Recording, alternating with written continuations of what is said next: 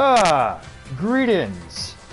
I'm Force of Nature and welcome to Zack Island, the island of dreams, where the women are cheap and sexy, the days are long and hot, and the rum is plentiful. Oh, and this also happens to be this week's location for top tier tips. I welcome you to your prime spot for tips and tricks to help you level up at Dead or Alive 5.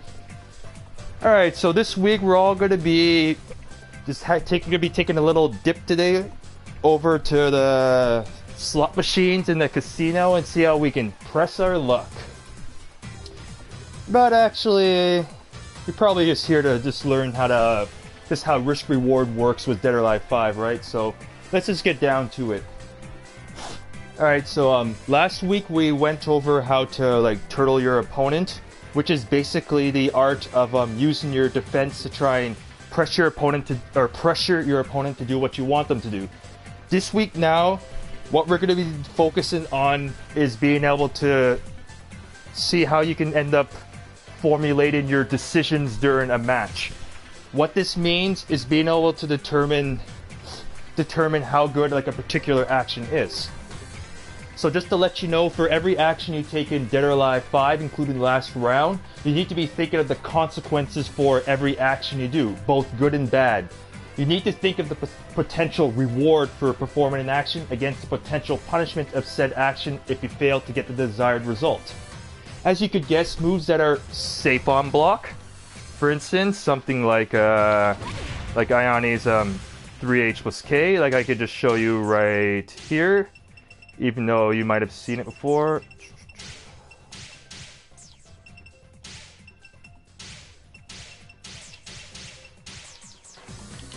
Something like this, though, is fully safe on block. Just -3 plus while back turn allowing Ione to be able to come back. Is a move that usually has a risk reward in its favor. But But other examples of moves that could have that could be just safe to throw. Basically, low risk moves would be something like Genfu's 6-6P or his P+K string. That move is basically a short yet fast thrusted move that is only a -5 on block, although it doesn't necessarily provide that much reward on hit. So a move like that would be considered low risk, low reward. Obviously, the most common low risk, low reward move you can have with almost anyone is just throwing out a jab. These moves, though, always have very, very small, very light advantages or disadvantages on hit or block. For instance, on block, something like Ione's jab, it's just -1. I mean, yeah, she has two versions, but her forward one, just -1 on block, and that's the other one. And just 0 on hit. So if you ever are thinking of what to really poke with, what to jab with, just use your jab. Moves that tend to have more benefit when it hits as opposed to if it gets defended against, for instance. Basically, if you're just throwing out a jab, the worst thing that could happen is to somehow manages to whiff punish it. Or high crush it, but that's a different story, so... But I'm just gonna move it along now. Alright, now just go along with an example with everyone's favorite old man, Genfu. Alright, he has a move called 3PP.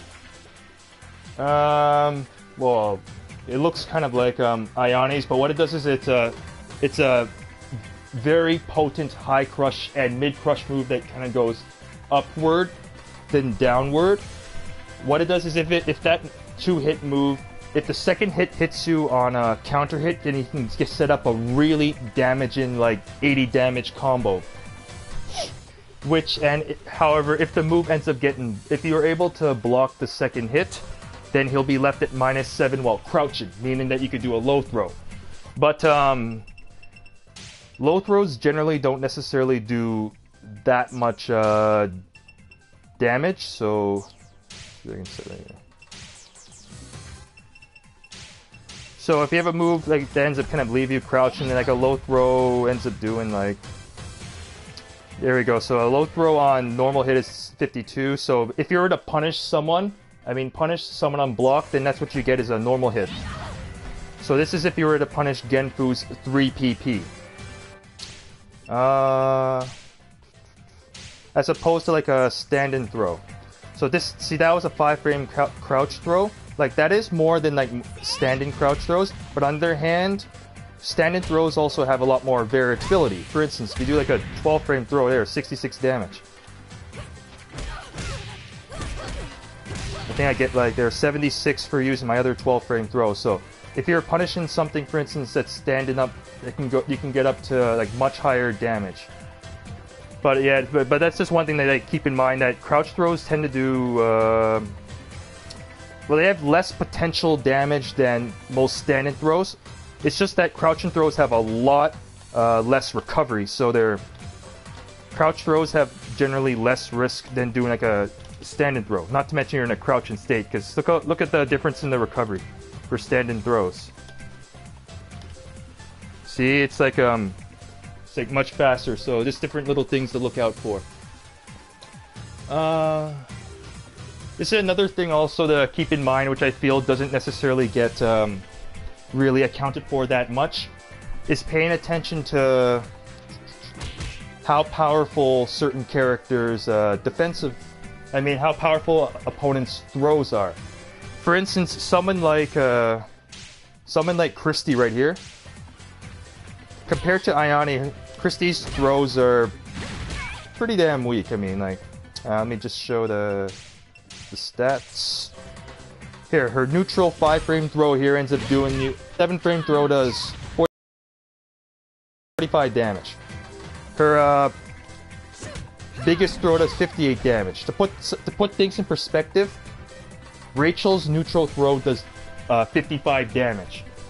I think same with Alpha's neutral throw, I think also does 55 damage, for Christie's, let me just get it right. Oh wow, for Christie's 12-frame throw only does 3 damage more. So if you put that in perspective, that's her highest that's pretty much her highest damage in throw. I mean, yeah, her throw game is not necessarily bad in general, but when it comes to punishing like hold spam, like Christie's not really as potent at it at that compared to, say, like grappler characters, such as any of the characters that have like the 4-frame neutral grab, 6-frame punish grabs, or just super heavyweights in general. Like, I mean, they usually tend to have very powerful throws. So examples of characters that you can be maybe a little bit more liberal with holds against would be like characters that you don't have to worry about their holds too much can be like Christie, Pi, or like even like Alpha, for instance. Like Pi, for instance, her holds tend to, well, they do allow her to get advantage and reset, but in terms of like sheer damage, it's considerably lower than most other characters. I mean, Alpha does have pretty powerful, Alpha, for instance, has powerful throws, but her holds, for the most part, they don't really do much damage, and they grant her minimal advantage. In Alpha's case, the only thing you would have to worry about is her parries. Like I showed it in a previous video on the wall pressure session, that Alpha's parries can allow her to change positions and can set up like a wall slam or like an environmental impact. But other than like that parry, I mean, with Alpha, you could spam lows against her, for instance, which will force her to have to try and low crush it. But that's just, like Alpha in herself has a different kind of risk-reward system than other characters, just because of how different she functions compared to other characters. Like, with Alpha, you could take more relative risks against her compared to other characters because her defense is so shitty. But just continuing on here, I mean, the main kind of thing to think about with risk reward is thinking that if I end up doing like a certain move or something like that, how much can I end up being punished for it? Like an example of a move that tends to have a risk reward relatively in its favor would be like Christie's quarter circle back P. This move is only -7 on block, but if on normal hit, it sets up guaranteed follow-ups. So what this means, so is every time you hit this move, you can always follow up with like a 4K, 6P, or even you can go straight for damage with the 8K launch. So this one, so the worst that happens with that is that the opponent can neutral throw you if they block it. Which I mean really though, I mean on average though, neutral throws are, well, they're the least threatening throws. I mean, yeah, they're unreactable, but they also happen to be breakable, and the damage they do, the damage that they actually end up dealing out isn't really that bad.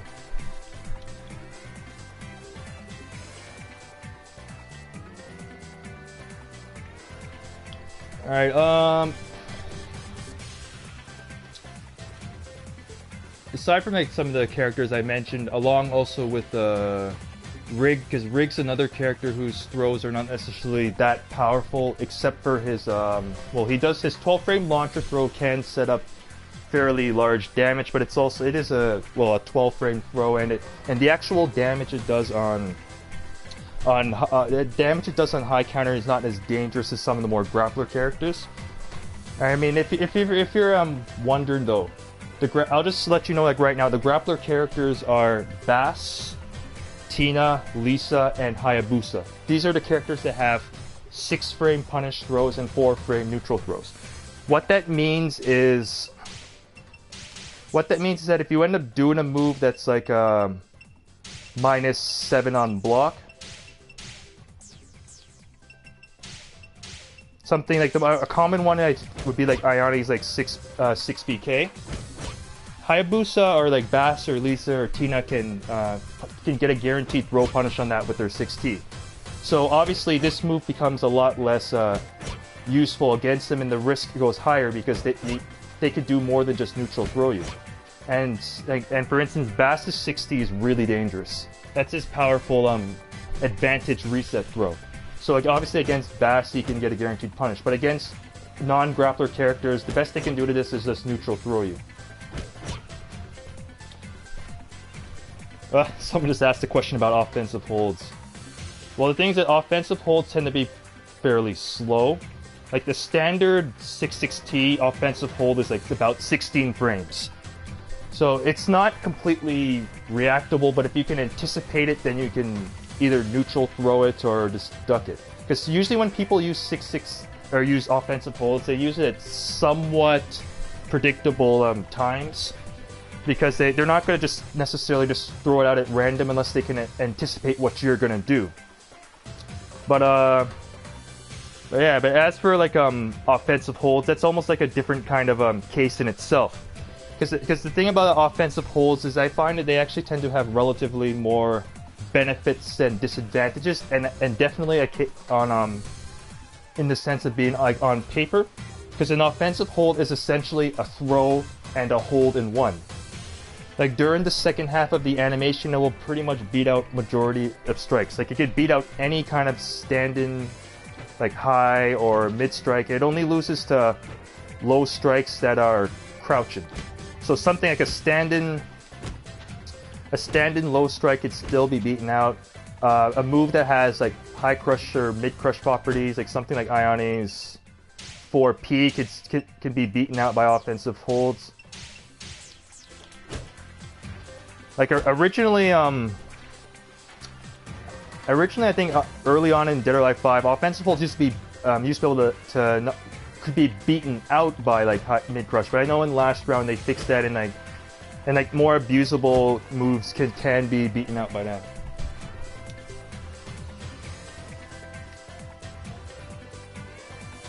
And what would be a discussion about risk and reward without a discussion about YOLO?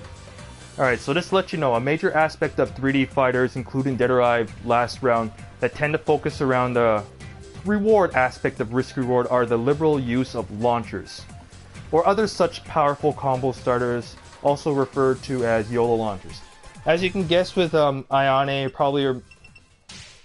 can probably already guess what her most abusable launcher is her this counter hit 4P.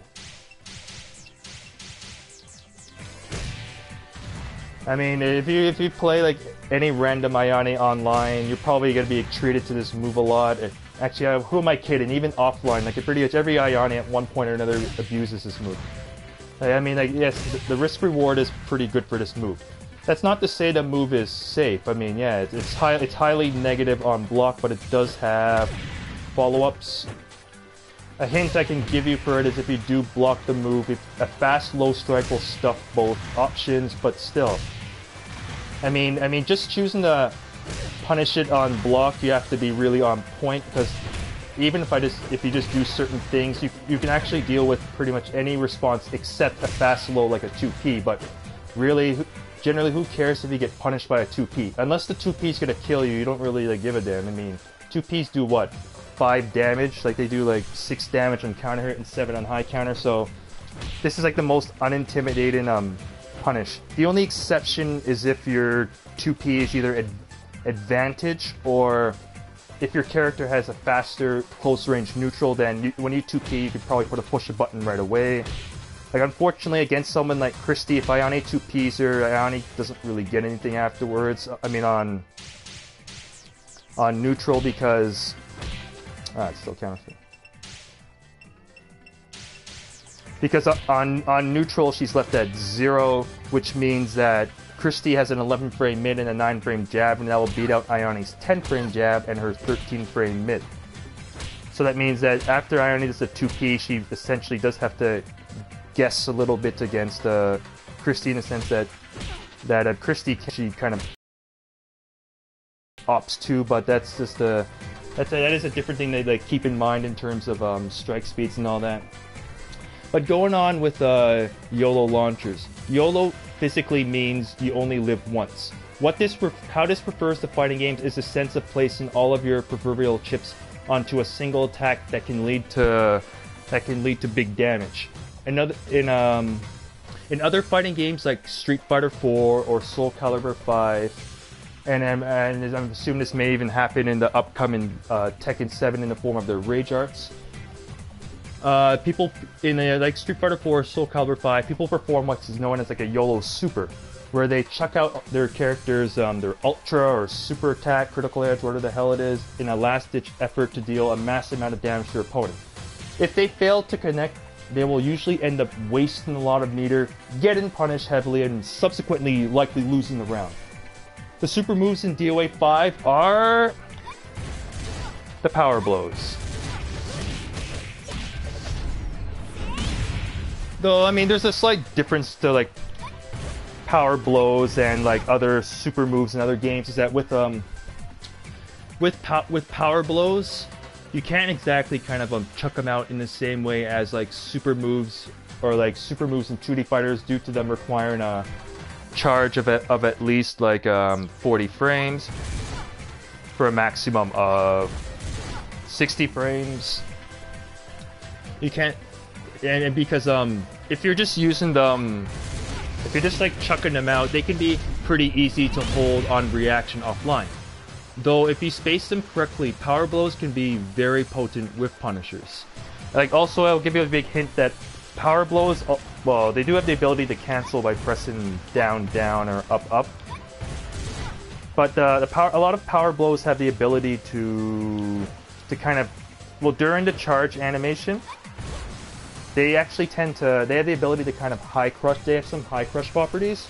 I'm not sure if all the power blows do, but I know some, such as like Genfu's, can easily high crush. So that's one thing. And also, characters do also have power launchers, but I do find that in terms of risk reward, power blows have a much better risk reward. Mainly because the thing about a power blow is only bad if it whiffs or if it gets held. But on block,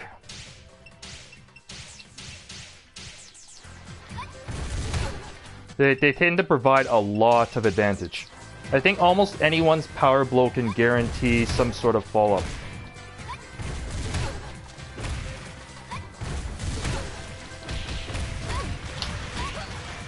So I mean, like, so with a power blow, if it hits, you get big damage. It does absolute minimum of about 80 damage. Oh jeez, come on. See, it does absolute minimum of about 80 damage. That's the minimum. I mean, that's if you just hit it raw. I mean, generally within a combo, it will ends up doing like a lot more damage.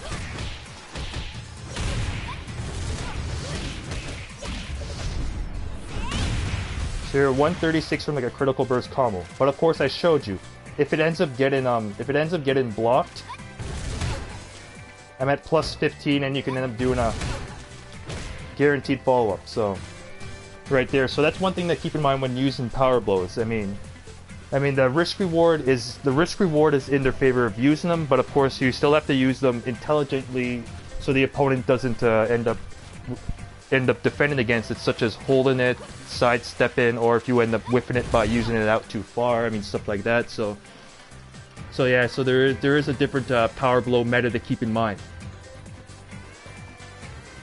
As for kind of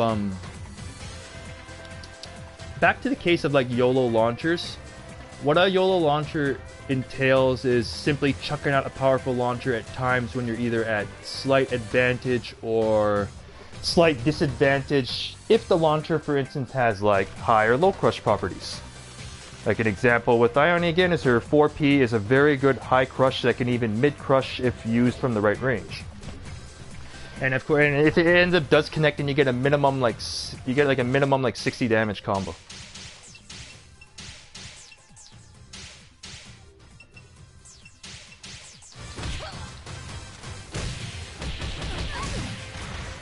You're right there to 65 damage on counter hit, for instance. Another kind of YOLO launcher other than a high crush would be also a low crush launcher, such as H+K, which is a very common low crush combo starter in 3D fighters. And characters like Janley and Hitomi have pretty good ones. I mean, from what I've experienced so far, every character has at least one launcher that has high crush properties, or even mid crush properties.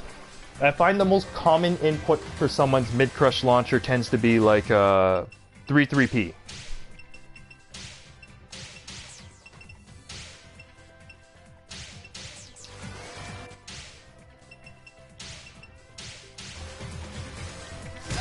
Like with Christie, her 3-3P is a high crush launcher that can launch on normal hit.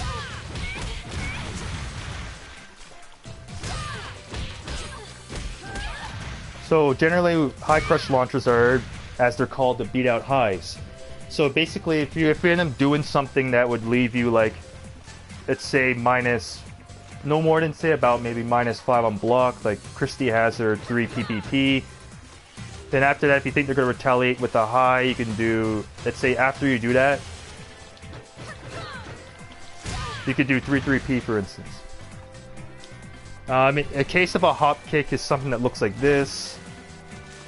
I'd say Hitomi's and Janley's are a bit more, are a bit better for actually crushing lows, because unfortunately Christie's is a high, so she's forced to have to use a follow-up to beat out lows. Like to show you like what a low crush looks like. Actually, never mind. I realized I got the characters reversed. Like for instance, if you end up like chucking out a low, then the crush attack will end up beating it out.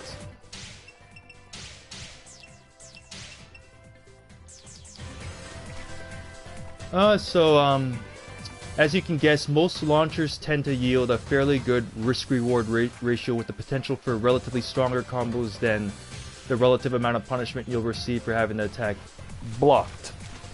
What that means is that,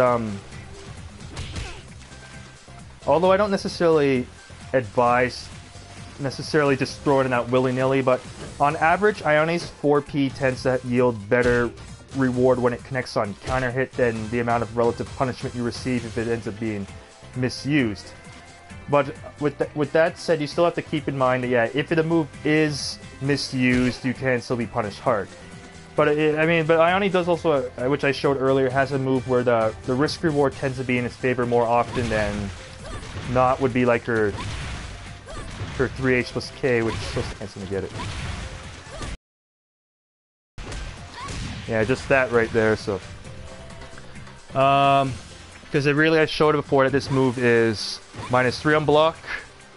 So if you whip it, it has only 22 recovery frames, which means that she can recover fairly fast from it, and then can use it to kind of control space. So there's very little risk to throwing this move out. The only real risk is because it's 19 frames. It's a little somewhat slow if used during maybe neutral, and like the opponent can counter blow you if you're not spacing it right. But yeah, but that's an example of a relatively safe move to base your offense around.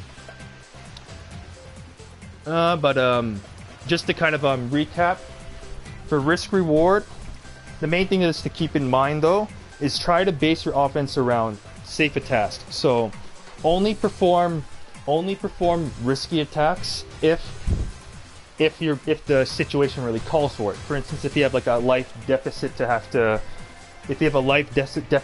to try and recover from. What that means, if the opponent has a lot more health than you, you're gonna have to end up taking more risks, for instance, because right there, because your health is kind of low. I mean, technically, what you have to lose is the round. But if you don't take risks, you're probably gonna end up like losing the round anyway, just because of how much ground you have to cover. So basically, if you have more health than your opponent, then you should be taking like less riskier tactics, like with the example of the turtle I did in the last session. If you have a life lead, you should turtle more often, as opposed to only do safe stuff like just poking, just little. So you don't even really have to poke that much. Just simply space out the opponent. So yeah, but overall that's it for this week. So thank you for tuning in. Don't forget to rate and subscribe, and leave some beautiful comments of how much you love Zack Island. Yeah, it's beautiful. It's even got like a little dolphin in the background there. I think, where is it? Where are you, dolphin? Oh, there you are. Yeah, you got a little dolphin. It's beautiful. So, yep, that's it for this week. I'll continue. Well, the next week is actually going to be a bit of a continuation of the risk reward, where it's going to be going on a bit more about. It's going to be focusing a bit more on evaluating risks based on situation. I mean, yeah, it's a bit of it. So this week, so it almost feels like the next session is like the second half of this. So I'll see you then. Thanks for tuning in, and I'll see you next time on Top Tier Tips.